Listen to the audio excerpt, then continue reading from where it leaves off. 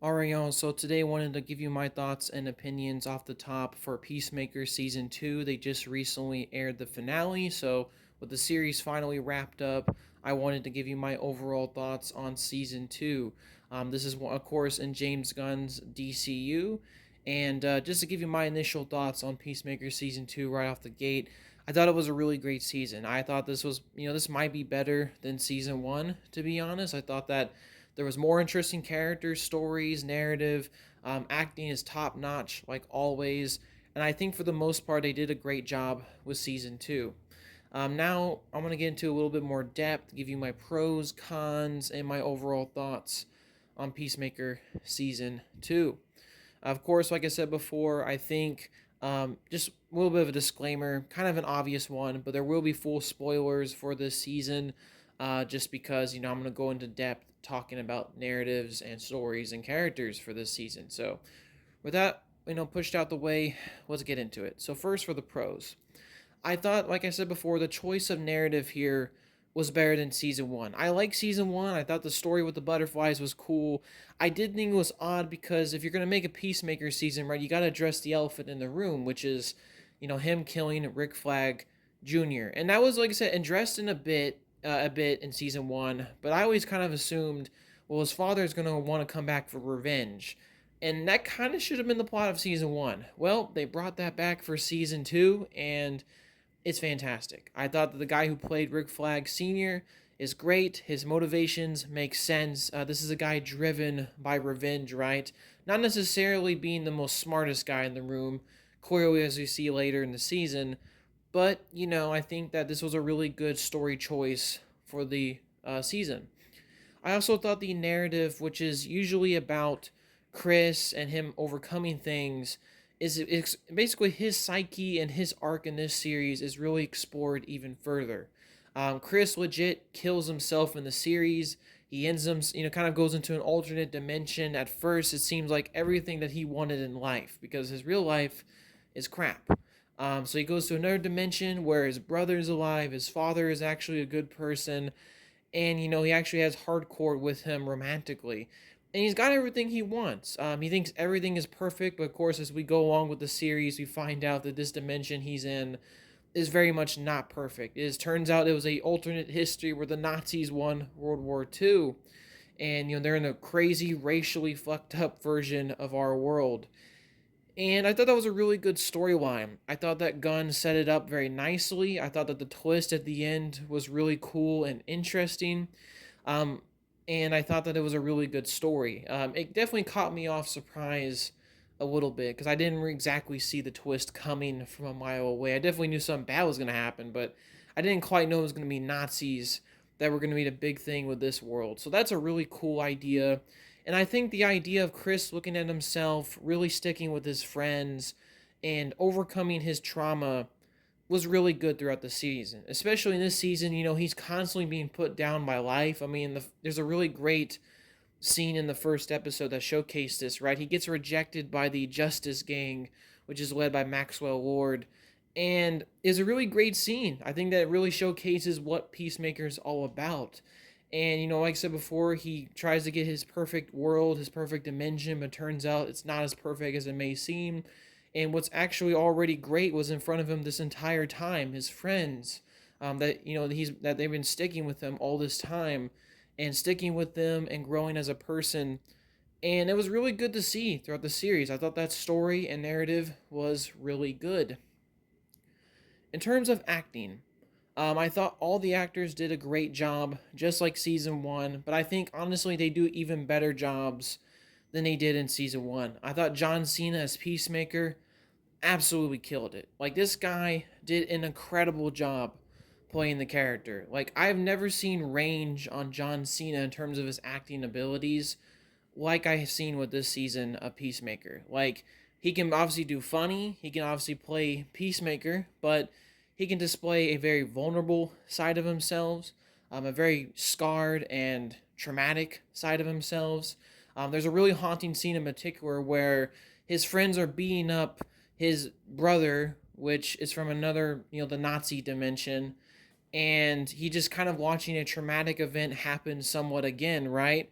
from his childhood where he accidentally killed his brother, and Johnny and Peacemaker just kind of quickly has like an outburst about it. Incredible scene, and really, it lingered with me personally. And I think John Cena knocked it out the park. He's fantastic. Like, honestly, I've never seen such a perfectly cast character, and John Cena really surprised me with his acting abilities. He's great here. Other actors, of course, do a great job. The lady who played Hardcore does great. I think Vigilante is even funnier than he was in season two, or excuse me, season one. He's really funny in this series. He's even more violent and crazy, especially when he meets another version of himself in the Nazi dimension. It's kind of crazy, but it's really cool. The also Waller's um what was her name? I can't say her name, but Abby or Abba or whatever it's called. She's the character from the first season. She was one of my complaints in the first season because I didn't quite like her character. I thought she was quite annoying, and her whole shtick was kind of annoying. She really grew on me in season two, though. I think that she becomes a much more understanding person. She kind of basically becomes Chris's best friend, and her lesbian relationship is explored. They're kind of breaking down. They have a very great breakup scene at the end of the show, but she really surprised me. I liked her character a lot more in season two than I did in season one. Economos is still funny as hell. I thought he was really good in this series, and in general, like I said, most of the other friends surrounding Chris are great. I also thought the other surrounding new characters, even Judo Masters here, they all do a great job, and some of them are really funny. So for the most part, acting is top notch. I also, of course, thought the CGI and action was really good in the series.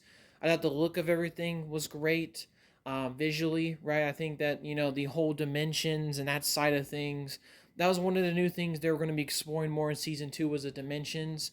And we don't really get that until the end of the series, but it's really cool. I thought that was a really cool, interesting version of seeing all these dimensions and exploring all the ramifications. I also like how connected this season is to the DCU. I mean, it's not a requirement to watch Superman, but a lot of things happen, in Superman that are directly connected to Peacemaker. And if you've seen Superman, there's a greater context for the events that they're talking about in season two, and I really like the connective nature of this season.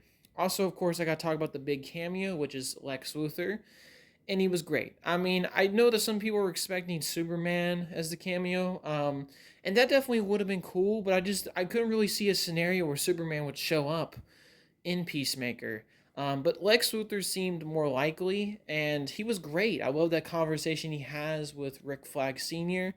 And, I really like the fact that by the end of the series, you can kind of really tell he's being manipulated by Lex, clearly. All of his cronies, his buddies are basically working with him out of prison. You can definitely tell that behind the scenes in his jail cell, he's definitely moving chess pieces on the board to get exactly what he wants. And I'm very interested to see how that plays into Man of Tomorrow, the Superman sequel. But like I said before, really good. I really like the cameo. Also, I like the other characters too. Like I said, you get to see more flips of characters. For example, you get to see um, Chris's dad from the alternate dimension being good here.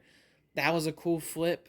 Keith, in general, being much more of an angry person. Pretty interesting. And, like I said, the whole dynamic of Chris from another dimension meeting his dead brother. Really good stuff. And like I said, I like all the narrative choices. I like the acting choices. I like most of the story choices. It was really good. I also thought the comedy was really good for the most part, even though I would say the comedy in this season felt not toned down, but more just less so, because this is more of a depressing season than season one was. Season one felt more joy, and they're really trying to crack more jokes. This season didn't quite feel like that. It felt a bit more serious, and that's not necessarily a bad thing. And like I said, I am very excited to see where they're going to go with maybe a Peacemaker season 3, or if they're ever going to address this in a future DCU project, because this season does end off on a cliffhanger. Chris is stranded on the prison planet Salvation. They have a new agency set up with all of his friends. And of course, you got the whole thing with Lex and Rick Flag Sr. and Argus. So, like I said before, a lot of unresolved plot threads. I am very interested to see if there's a season three because I hope so. Because I really enjoyed Peacemaker season two. I also really liked also Harcourt and Chris's romance. It's a lot more developed. I wouldn't say that. I guess they may be in a full fledged relationship here, but maybe not quite. But they're definitely talking about it. They're talking about their feelings, and I really like the arc about her opening up to Chris. It was really good to see that transformation throughout the series, and overall, like I said, really solid. Now let's get into some of my little pros, or excuse me, cons. I don't really have many, as I think for the most part this is a pretty good season. My only cons are just really nitpicks. I think the Nazi dimension was a cool reveal and twist. My only thing is, and this is like I said before, the alternate history nerd in me. I would have liked to known a little bit more about this dimension. Like, why did the Nazis win?